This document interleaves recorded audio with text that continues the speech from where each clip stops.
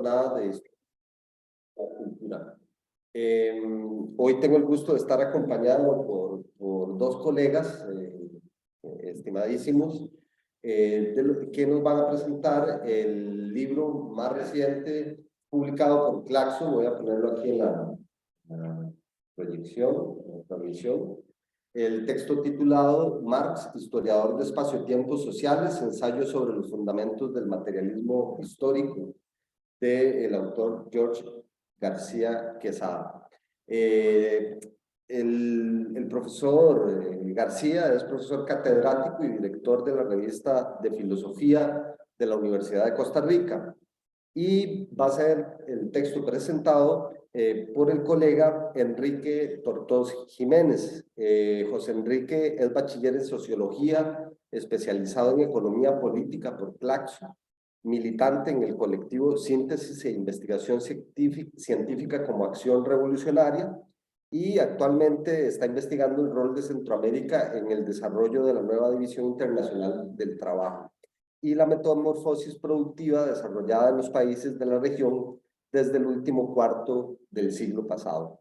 Este texto que va a ser presentado hoy, como les decía, está editado por Claxo, y les voy a repetir de nuevo el nombre.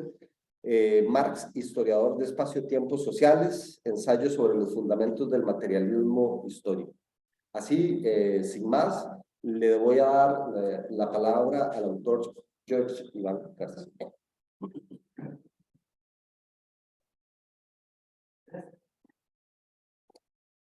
Bueno, muchas gracias, Esteban. Muchas gracias por la invitación a presentar este libro. Bueno, en su edición en español, pues es la primera presentación que hacemos, ¿verdad? Si pues quienes estén con interés de conseguirlo, circula solamente en PDF, está en el sitio de libros de Claxo, ¿verdad? Entonces pues ahí lo pueden encontrar inmediatamente. Es de muy fácil acceso. Lamentablemente pues la versión impresa pues va a costar un poco más, ¿no? Pero bueno, está disponible en todo caso. Y bueno, vamos a ver, como una cuestión tal vez de antecedente o de motivación general, digamos que es un libro que atiende a preocupaciones acerca de las relaciones entre historia y filosofía. Básicamente se parte de lo que yo llamaría una involución respecto de la discusión sobre historia y sobre historiografía en la filosofía en los últimos 40 años, hacia posiciones que realmente, pues, creo que la mayoría podríamos estar de acuerdo en que no ayudan en absoluto para la investigación historiográfica. Y en ese sentido, pues bueno, es un esfuerzo de hacer una fundamentación principalmente de carácter epistemológico y metodológico desde un punto de vista materialista y realista. Quiero insistir sobre el tema del realismo, ¿verdad? Ha sido una perspectiva de conocimiento que ha sido bastante atacada, etcétera, y que no se le ha permitido, pues, digamos, tanta importancia como debería tener para cualquier ciencia, no solo para las ciencias sociales, por supuesto. Entonces es un libro que establece ese puente, que busca establecer ese puente entre, digamos, las reflexiones más abstractas, entre las categorías, digamos, de tipo más ontológico, epistemológico, respecto del trabajo de la investigación histórica. Y en ese sentido, es un texto que además está muy vinculado con mi anterior libro acerca de la clase media en Costa Rica. Qué sé yo, tal vez por ahí, revisando ambos textos, pues se pueda encontrar algunas similitudes respecto de varios aspectos, ¿verdad? Entonces, es un texto en el que, si bien me ocupo principalmente de cuestiones más abstractas, sin embargo, pues siempre teniendo como referencia pues también la cuestión de cómo vincular esto con los análisis más de carácter específico, más concreto. El texto entonces fundamentalmente realiza una revisión acerca de la teoría de la historia en Marx, ¿verdad? Que no es una, o sea, es una cuestión que él desarrolló a lo largo de su vida, fundamentalmente a partir de 1856, me parece que es donde se realiza el quiebre más importante, donde podemos hablar ya de una teoría de la historia madura, donde se habla ya de formas sociales y no se sigue esa conceptualización ilustrada de las etapas, ¿verdad? Vamos a partir de los Grundrisse, eso cambia decisivamente y es a partir de ahí que me centro. Es en todo caso, digamos, una revisión de temas de teoría de la historia, de filosofía de la historia en el sentido más abstracto, pero también respecto de los análisis empíricos que realiza Marx sobre coyunturas como la Comuna, como la Guerra Civil de los Estados Unidos y pues también de un modo muy importante su análisis de larga duración sobre la acumulación primitiva, se llama acumulación primitiva. Es, digamos, un texto que fundamentalmente pone en diálogo entonces la teoría de Marx respecto de interlocutores como Paul Ricoeur. Paul Ricoeur es fundamental, ¿no? Es un autor pues que me parece sumamente completo. Yo intento darle mi giro, digamos, hacer una apropiación de la filosofía de Ricoeur desde un punto de vista realista y materialista. Y por otro lado, pues bueno, tiene también una muy importante influencia del realismo crítico de autores principalmente de la escuela anglosajona como Roy Bhaskar, Andrew Sayer, etc. Entonces, bueno, fundamentalmente creo que eso a grandes rasgos es lo que podría decir en términos generales.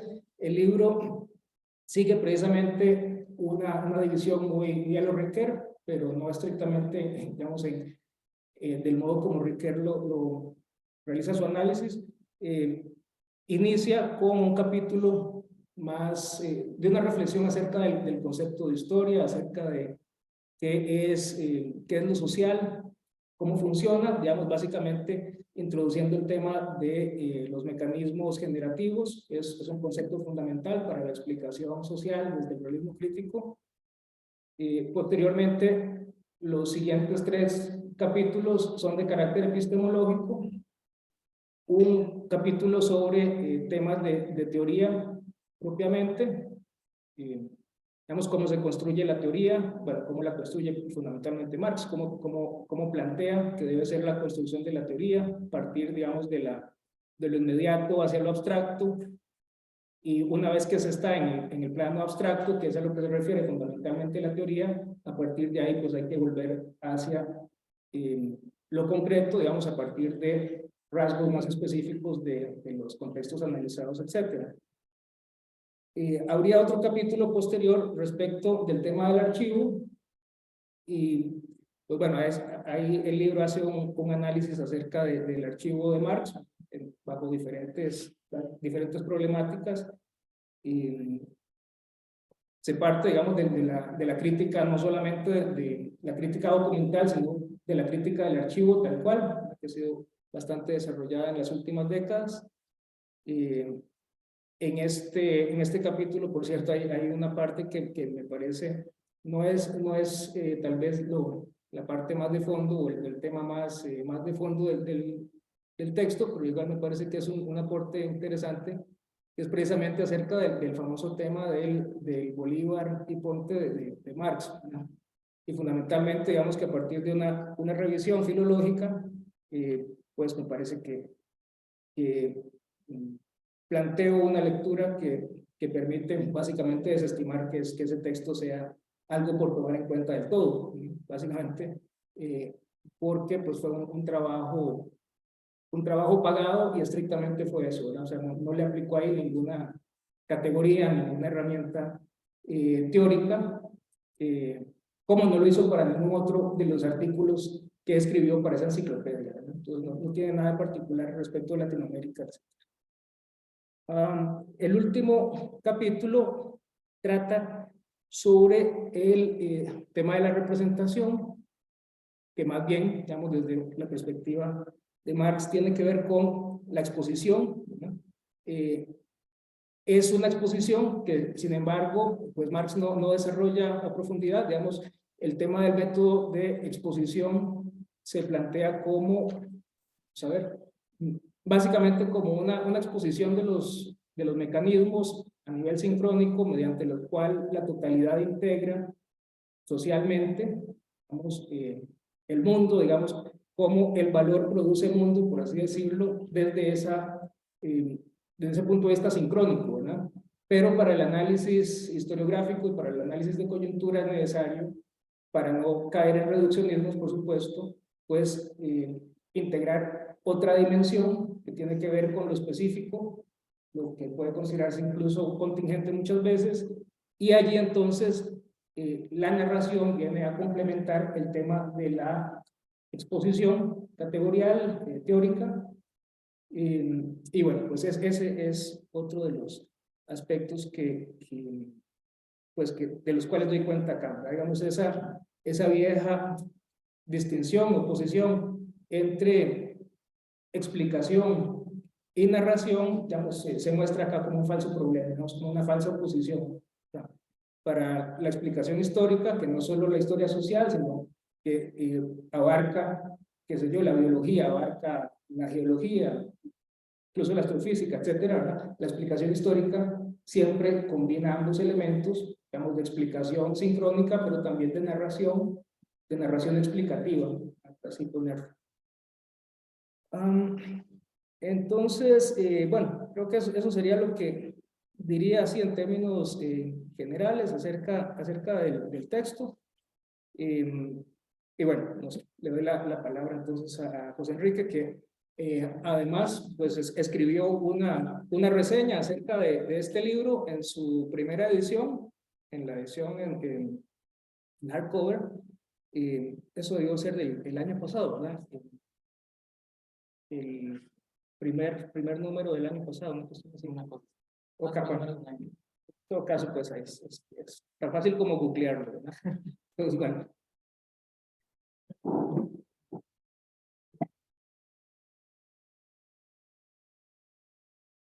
Bueno, muchas gracias, primero que nada, George, por invitarme a conversar sobre este texto, que me parece que es bastante relevante en diferentes términos, y también ustedes por venir a escucharnos hablar sobre él. Yo voy a hablar algunos puntos que me parece que hay que tomar en consideración al pensar la relevancia de este texto, tanto en términos regionales, más allá de las disciplinas en las que nos movamos, ciencias sociales, epistemología, historia, etcétera. Y también en términos globales, en términos de lo que está sucediendo en este momento respecto de la lectura de Marx. En este primer término, desde más o menos los 2000, pero con especial fuerza desde la crisis del 2008, ha habido un resurgimiento en la lectura mucho más rigurosa de los textos de Marx a lo largo de su obra, que especialmente ha sido motivada por la edición de las Marx-Engels Gesamtausgabe, la segunda edición de estas obras, los manuscritos que el Partido Socialdemócrata Alemán tenía de alguna manera escondidos durante mucho tiempo. Y en esta lectura muchos autores han traído nuevos puntos de vista a la mesa que aportan no solo para la lectura de Marx, sino para la comprensión de la época contemporánea en la que nos encontramos, en la que se nos hace tan explícita en un momento de crisis y de transición del modo de producción capitalista.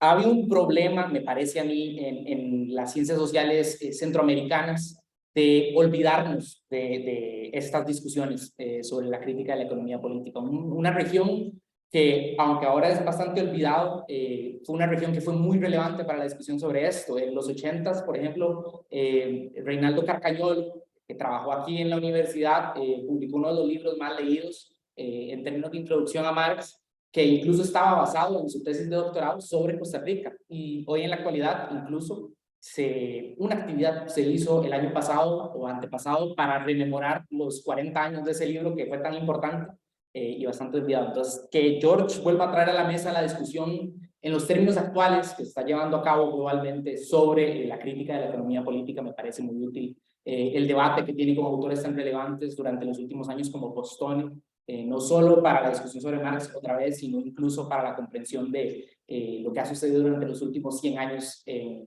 el mercado mundial y en las formas políticas en las que este se desarrolla. Entonces, a mí me parece que en términos generales el libro trae dos elementos. Primero que nada, el recuperar la discusión sobre un autor tan relevante para una mirada de ciencias como lo es Marx y también Engels, por supuesto. En general, revincular Costa Rica en términos de, y Centroamérica en términos de ese debate. Y como lo mencionaba George, el vínculo que este libro tiene con su obra pasada sobre la formación de la clase media en Costa Rica es también muy útil en términos de la discusión metodológica, porque siempre es, uno puede ver una investigación y lo que se lleva a cabo en esa investigación, pero siempre se presenta como una caja negra, que es los presupuestos, los fundamentos a través de los cuales se llevó esta investigación, y bueno, ahora George en este libro nos lo hace muy explícito. Además de haberse olvidado durante los últimos 20 años la discusión sobre Marx, por lo menos contemporáneamente, porque siguen publicándose muchos artículos que siguen citando los mismos autores de hace 60 años, muy poco se discute sobre lo que se ha escrito en los últimos 10, 20. No solo eso, también se ha olvidado la discusión sobre economía política de la región, que es extremadamente problemático en una época tan harta de crisis y con tantas transformaciones como las que se están llevando a cabo, desde el 85 al menos. Y George vuelve a traer a la palestra por lo menos los fundamentos epistemológicos a través de los cuales se puede discutir esos tópicos y se pueden comprender más robustamente. Me parece que esos dos aristas sobre la comprensión del fundamento económico, digamos así, de las transformaciones de la región y sobre la lectura más rigurosa que lo que se ha llevado a cabo contemporáneamente sobre Marx son sus dos principales fortalezas. Ahora bien, bueno, yo tengo ciertas críticas a la posición de George, pero me parece que por la forma en la que se vincula con Bhaskar y con el realismo crítico, pero me parece que también es muy útil que traiga a la mesa esta posición que también es bastante poco discutida en Costa Rica y que tuvo mucha relevancia, especialmente en escuelas anglosajonas. Ahora bien, en términos concretos, los aportes del libro me parece que hay dos elementos que son especialmente útiles. El primero, como lo menciona el nombre, es la reconsideración de los espacios y tiempos y el vínculo que tienen las formas sociales, que normalmente se abstraen como económicas, con la consolidación de estas formas tan importantes para la historia de la filosofía. Mucho antes que Kant, pero especialmente con este autor, se empezaron a considerar especialmente, y normalmente se hace a partir de una visión de la forma en la que se percibe simplemente el fluir o el movimiento en esos dos terrenos de los espacios y tiempos. Este libro presenta, sin embargo, una postura que permite vincular mucho más el terreno, digámoslo así, de forma vulgar macro, de los procesos sociales que se han llevado, que caracterizan al modo de producción capitalista, con la forma en la que nosotros como individuos podemos percibir ese movimiento, ese fluir del tiempo y lo que conlleva la espacialidad. Para nadie es un secreto que durante los últimos 40 años las brechas espaciales en el mundo se han cerrado y constantemente se ha puesto mucha más presión sobre lo que implica el tiempo de vida en un día, la intensidad del trabajo. Yo vengo saliendo, por ejemplo, de una jornada laboral donde hay mucha intensidad la que conlleva, hay que correr de un lado a otro. Y sin embargo, también las formas en las que los procesos sociales que han constituido estas formas espaciotemporales se han desplegado también se presentan con crisis. Por ejemplo, la crisis de los supply chains de los últimos años también ha puesto en duda qué tan consolidado está ese cierre de la brecha global del espacio. Entonces, la consideración del carácter que normalmente se despliega a través de crisis del modo de producción capitalista es extremadamente útil en este texto, pero además vincula directamente ese hecho macro, digámoslo así, con las formas en las que a nosotros como individuos se nos presentan. Entonces ya ahí de inmediato se muestra lo que George mencionaba de la utilidad del método de la crítica de la economía política, de no tomar simplemente el concepto abstracto como un concepto abstracto, y por el otro lado la empiria, incluso en su sentido más directo, en la percepción individual, sino tomarlos como una unidad en donde siempre las formas generales tienen que desplegarse a través de una forma más concreta. Y bueno, en términos de un segundo aporte que me parece clave en este libro de George, es la crítica de Marx, porque muchas veces en la lectura de Marx o se desarrollan unas críticas que hacen como si la única forma de crítica que hubiera es olvidarse del autor y decir, bueno, ya está superado, prácticamente una historia weak de las ciencias sociales, donde como Marx estuvo antes y ahora tenemos otras cosas, hay que olvidarnos de Marx. O una lectura que se supone rigurosa y demás, que en realidad no critica mucho más allá de las superficies. George se enfrenta, y ya lo mencionó, a un aspecto fundamental de la lectura de Marx en su contexto, que es el hecho de que Marx, si lo asumimos como historiador, tenía las limitaciones propias del archivo al que tenía acceso. Marx siempre fue incluso explícito con las limitaciones de ese archivo. En el método de Marx, o el método que Marx presentó como suyo, es fundamental el trascender la diferenciación que hay entre el investigador y el objeto al que puede, el que busca investigar, el que busca aprender en sus determinaciones.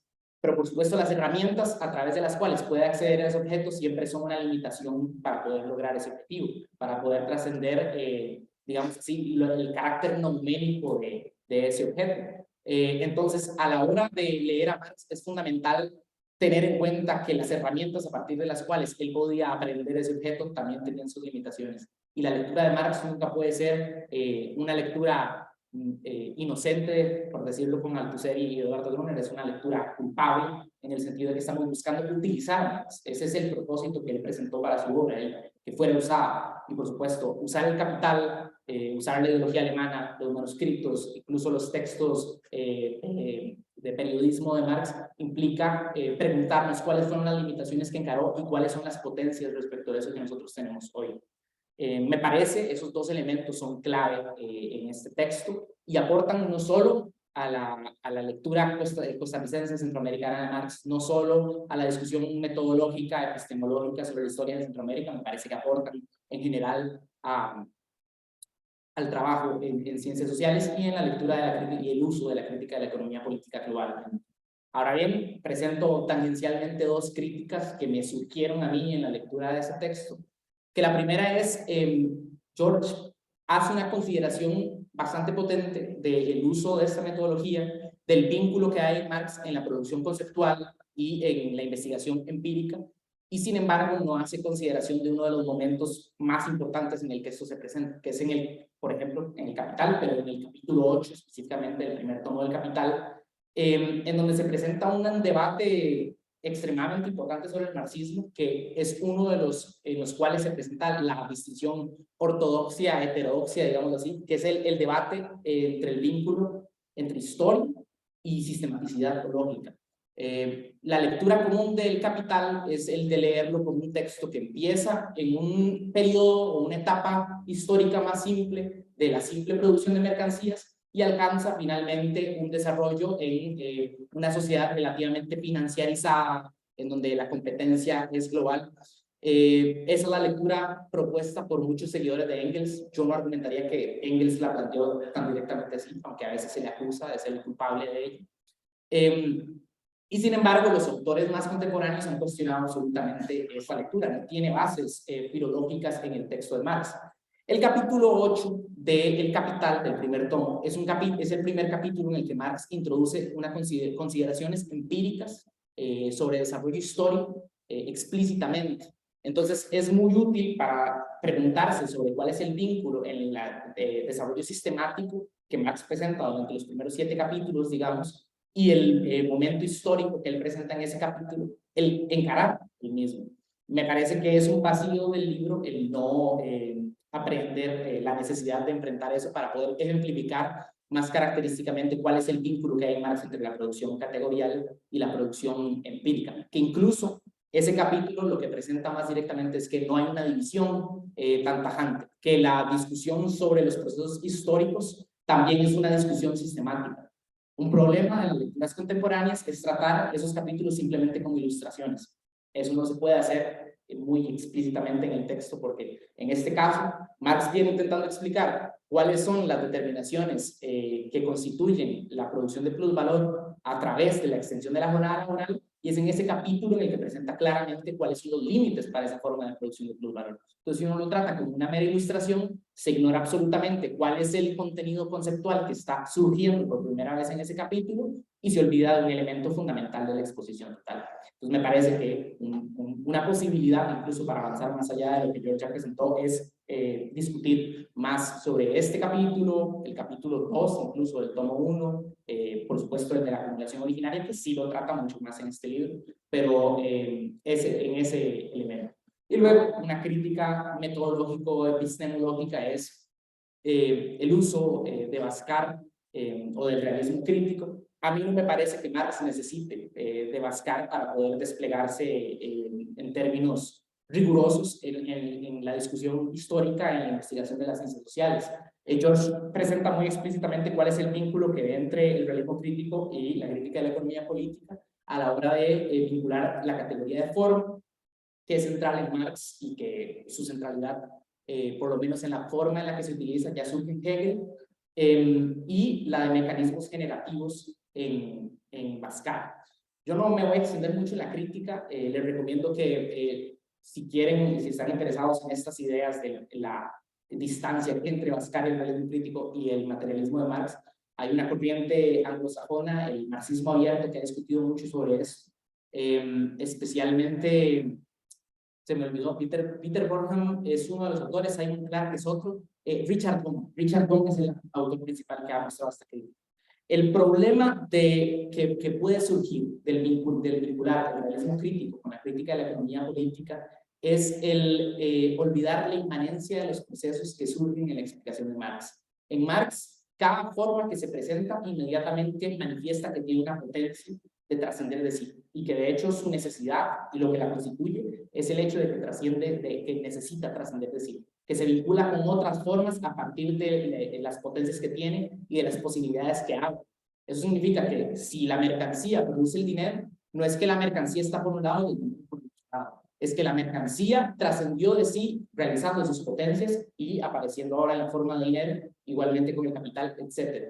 El problema de los mecanismos generativos es que al introducir una idea de estratos entre los niveles de abstracción, pueden producir unas formas explicativas que adhieren más menos que a la inmanencia, más al funcionalismo. Es decir, terrenos relativamente independientes que se vinculan a través de funciones adaptativas unas de otras, y esa es la forma en la que se coordina orgánicamente el proceso unitario que uno está buscando explicar.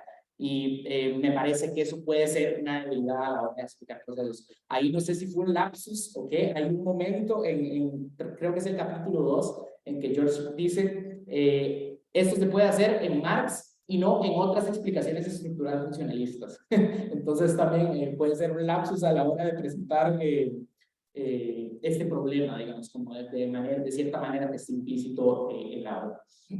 En todo caso, más allá de las críticas que surgen, que las presento aquí muy tangencialmente, me parece que el libro es extremadamente útil, es necesario leer, es necesario usarlo, es necesario criticarlo y debatirlo, pero también es necesario retomar lo que aporta a la hora de comprender el momento en el que nos encontramos en el modo de producción capitalista y en la producción científica abocada a comprender esas transformaciones. Okay. Qué difícil. No sé, nos hacemos. Creo que sí, estrechos, pero sí. Ok. Bueno, sí, yo ya estaba avisado un poco de las críticas, ¿verdad? Porque pues, forman parte de la reseña original, pues, y bueno, obviamente muestran una lectura cuidadosa, ¿verdad? Y además, pues, una lectura más allá del texto, ¿verdad? En diálogo propiamente con otras lecturas, con otros autores, que siempre pues, es sumamente productivo. Digamos, hay muchos aspectos que no se pueden aclarar suficientemente si no se adopta una perspectiva epistemológica propiamente realista, ¿verdad? Vamos, en ese sentido, o sea, yo no llego al realismo crítico por, qué sé yo, porque, no sé, porque se me presentó ahí, o sea, es una, vamos a ver, es una respuesta a una necesidad de muchos años, o sea, una, es una perspectiva que me permite precisamente abordar todos estos vacíos que encontraba en la filosofía de la historia, me permitía además responder a, qué sé yo, a todas estas corrientes que niegan la posibilidad del conocimiento histórico, que inciden en el realismo, perdón, en el relativismo, eso no es un lapsus, en el relativismo de conocimiento que pues que no tiene, me parece, nada productivo más allá de una capacidad de crítica muy limitada. Me parece que no deja nada realmente productivo para la investigación histórica. Entonces, bueno, yo después de muchos años de leer a todos los dialécticos posibles, realmente fue a través del realismo crítico que pude responder, digamos, a todo este tipo de problemas. Efectivamente, digamos, hay un aporte que es, vamos a ver, que es original de Roy Bhaskar principalmente, pero es una perspectiva que surge de los Grundrisse, ¿verdad? Es una perspectiva, por otro lado, que plantea los niveles ontológicos en un apego muy propio a lo que es la dialéctica, digamos. Lo real no es solamente lo que está ahí dado o lo que vemos, sino que abarca la posibilidad, ¿verdad? Entonces, creo que es una perspectiva que puede ser muy productiva, vamos, para poder responder a problemas metodológicos, etcétera. Pero bueno, ahí creo que tenemos ya una diferencia que daría para mucho tiempo, mucha discusión. Respecto, bueno, de la lectura llamada historicista, yo estoy de acuerdo, digamos, sí, lo que se hace en El Capital es mostrar un sistema de categorías que es sincrónico. Sí, no es que parte de una etapa donde lo que hay es reproducción simple y después ahí va transitando hasta etapas de capitalismo más desarrollado, sino que lo que muestra es un solo sistema en un mismo momento, ¿verdad? Solamente que explicado desde lo más básico hasta lo más complejo. Entonces, pues sí, efectivamente esa es una cuestión que se podría explicitar más, digamos. Efectivamente ese capítulo podría ser de un modo muy interesante elaborado para pensar estos temas. Y tal vez rápidamente sobre la cuestión de esta lectura de por qué incorporar el espacio-tiempo, etcétera. O sea, parece que hay actualmente dos corrientes bastante importantes, no digo que sean las únicas, pero me parece que son muy importantes en la lectura de Marx, que por un lado es la crítica del valor, que es una crítica fundamentalmente de escuela alemana, aunque por ahí también está, qué sé yo, el propio Moishe Costone, alguna gente en Francia, pues bueno, que elabora la crítica del valor, la crítica radical, digamos, de la equivalencia en su sentido más amplio, y que por otro lado, pues bueno, es una corriente que es muy hostil hacia el materialismo histórico. Por otra parte, hay un desarrollo que es, vamos a ver, que se ha dado en Europa, se ha dado también pues en diferentes autores y autoras en los Estados Unidos, etcétera, pero que me parece que en Latinoamérica ha tenido mucha más fuerza, que es, digamos, la reivindicación de la multilinealidad. Ahí podemos, bueno, obviamente Enrique Dussel y García Linera son autores que han aportado mucho en ese sentido. Y es una lectura entonces dentro de la cual me parece que se enmarca más bien mi libro. O sea, es una lectura que busca complejizar el materialismo histórico precisamente al pensarlo desde las necesidades explicativas de la periferia, ¿no? Desde ese punto de vista, entonces, las categorías de espacio y tiempo son fundamentales porque son las que permiten observar esas diferenciaciones de una sola lógica, ¿verdad? Que sin embargo se despliega de modos muy diferentes según diferentes contextos, ¿verdad? Y produce mundos muy distintos desde ese mismo movimiento. Entonces, creo que ese también es un aspecto que yo señalaría respecto del libro, ¿verdad? Que es una lectura más, digamos, más latinoamericana, más apegada a esta lectura multilineal, esta lectura, digamos, que busca elaborar el materialismo histórico desde una perspectiva, digamos, de esta complejidad del sistema mundo. Yo añadiría, no sé si lo has pensado de esta manera, pero también a mí o por lo menos se me ha presentado en las últimas semanas que estuve otra vez revisitando el libro, porque yo lo había leído hace un año más o menos, que también de alguna manera las preguntas sobre espacio y tiempo pueden circunscribirse dentro de una nueva corriente, digamos así, que es la de utilizar la crítica de la economía política para encarar las cuestiones existenciales, digamos así, que surgen en nuestro tiempo, con tanto apogeo de la autoayuda y de preguntas sobre el quiet quitting y qué hace uno con el burnout y la depresión que agobia. Bueno, autores como Martin Haglund en Nuestra Vida, o incluso Koei Saito con lo que ha hecho respecto del ecosocialismo y la pregunta de la naturaleza en Marx. Me parece que eso también aporta muchísimo, como decía, a comprender quiénes somos como sujetos individuales dentro de un mundo que cada vez es más rápido y más grande dentro de la percepción individual, digámoslo así.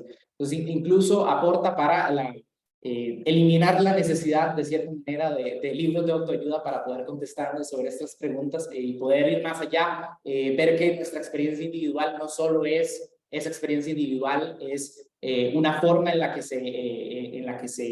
que toma cuerpo desarrollos contemporáneos que van mucho más allá de nosotros, van mucho más allá de Costa Rica, pero que están de alguna manera expresados en su forma más directa en lo que nosotros somos y lo que nosotros nos podemos preguntar sobre nosotros mismos. Porque bueno, la pregunta sobre el mundo y sobre la realidad de un investigador siempre es de cierta manera la pregunta sobre uno mismo.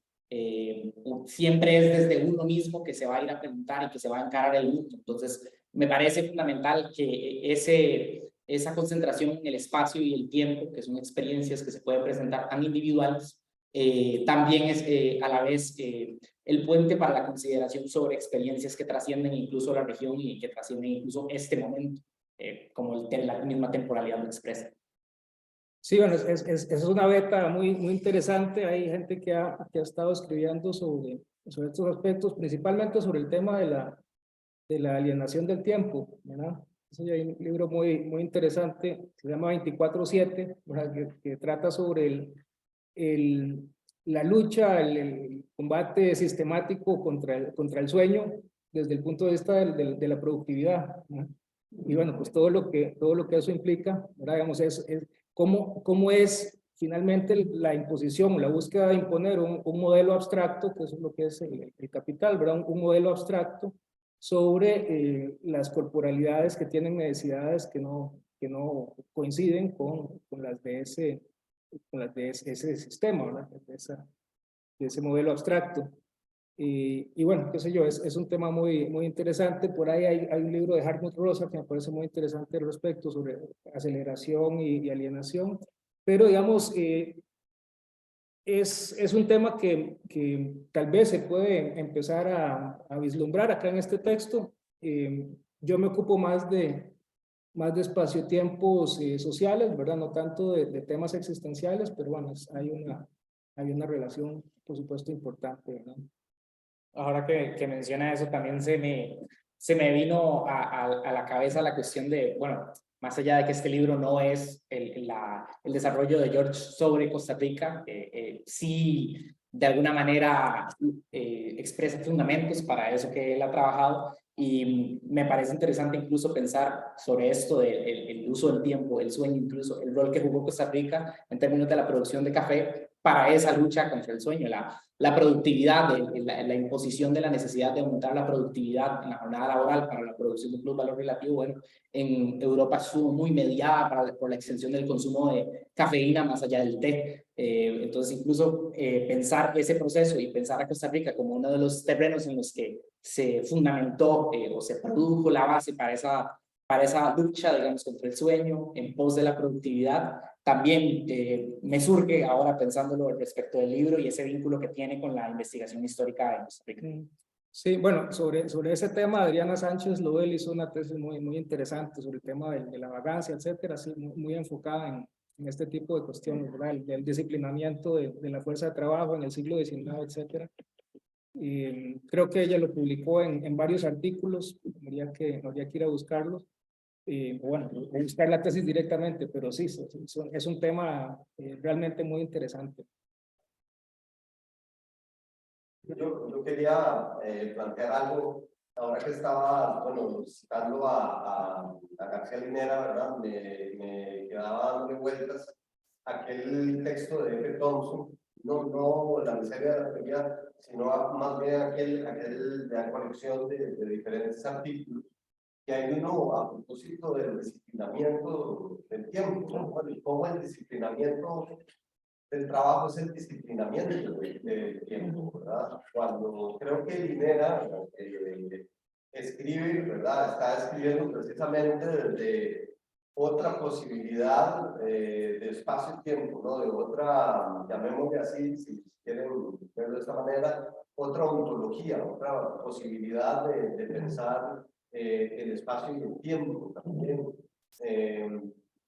¿Por qué plantearía yo esto, verdad? ¿Por qué es importante ponernos a pensar las cafeterías, verdad? Porque las cafeterías siempre son estas vidrieras, ¿verdad? Con estas peceras abiertas, iluminadas constantemente. Porque es que uno ve un call center, ¿verdad? Y está esta organización, ¿verdad? ¿Cómo podríamos llamarle? De maquila, ¿no? La forma en que están dispuestos los espacios laborales, ¿no? La forma en como la sociedad en el pleno siglo XXI es concebida, ordenada. Lejos, creo yo, de la abolición del tiempo, ¿verdad? Y de toda esta discusión, incluso la abolición del espacio, ¿verdad? Haber visto los aviones el 11 de septiembre, ¿verdad? Ver el segundo avión chocar en vivo, a todo color, ¿verdad? Nos habla pues de esta, no sé si llamarle globalización del tiempo, esta anulación del tiempo, ¿verdad? Yo creo que el libro es también, no lo he leído, ¿verdad? Pero lo que hemos estado escuchando, creo que también es un llamado, ¿no? A pensar otras ontologías del tiempo y del espacio también. Y de cómo nos relacionamos con ese tiempo y con ese espacio. No sé si quisieran hacer referencia a eso. Tal vez así, muy rápidamente, vamos a ver, hay una cuestión que, o sea, no voy a decir que es muy particular, etcétera, pero digamos que sí no he visto tanto en otros textos sobre espacio y tiempo desde, en relación con Marx, que es que este es un libro sobre materialismo histórico. Hay muchos textos sobre espacio y sobre tiempo en el capitalismo, desde Marx, y son grandes textos, y hay clasicazos, qué sé yo, David Harvey tiene muchas cosas, Tomba, qué sé yo. Pero este es un libro sobre materialismo histórico, o sea, significa que no trata solo sobre temas de capital, sino que trata más allá. Y yo creo que eso es una dimensión fundamental precisamente en el sentido de pensar más allá del capital, ¿verdad? Creo que es importante, digamos, el estudio de sociedades muy distintas a esta, ¿verdad? Porque eso también nos permite obtener una distancia respecto de nuestra propia realidad, ¿verdad? Y de ese modo también, pues, ejercer un poco más la imaginación, ¿verdad? O sea, a partir del conocimiento de otras realidades espaciotemporales, de otras configuraciones de espacio-tiempos, de otros contextos, nos permite, pues, también pensarnos más allá de nuestra inmediatez, ¿no? Yo creo que en ese sentido yo creo que el materialismo histórico no es menos importante que la crítica de la economía política, ¿no? Capitalismo. Yo los unifico, yo los considero una unidad, pero incluso en términos del modo de producción capitalista me parece útil para la consideración de diferentes temporalidades que el mismo produce. George se enfoca mucho en mostrar las divergencias espaciales, como un proceso que puede tomar una forma y puede imponerse temporalmente. La jornada laboral en una región se puede desarrollar de otra manera. Ahora con la jornada laboral, el estudio de la jornada laboral de 4 días en Inglaterra se expresa mucho. No creo que vaya a pasar muy pronto acá, cuando tenemos incluso la discusión de 4 días pero 12 horas. Entonces, incluso en términos de la comprensión del modo de producción capitalista, que por supuesto a la luz, conjunto con esta consideración del modo de producción capitalista y a la luz de la comprensión de que ha habido otras formas de temporalidad y espacialidad históricamente, y las formas diferenciadas en las que el mismo modo de producción capitalista produce el tiempo y el espacio, y produce las consideraciones que nosotros hemos de tener respecto de esos dos ámbitos, digamos así, para dirigir nuestra vida. Bueno, ahí también se encuentra un núcleo central del aporte de la obra. Es un llamado de resistencia, George, de alguna manera al tiempo capitalista. Puño, vamos a ver, yo creo que el estilo del libro no es muy combativo, digamos, en ese sentido. Es un texto muy, vamos a ver, muy analítico, que busca desmenuzar más los mecanismos de explicación, etcétera, para generar categorías críticas, precisamente. Bueno, si no hay más, pues, muchas gracias. Gracias.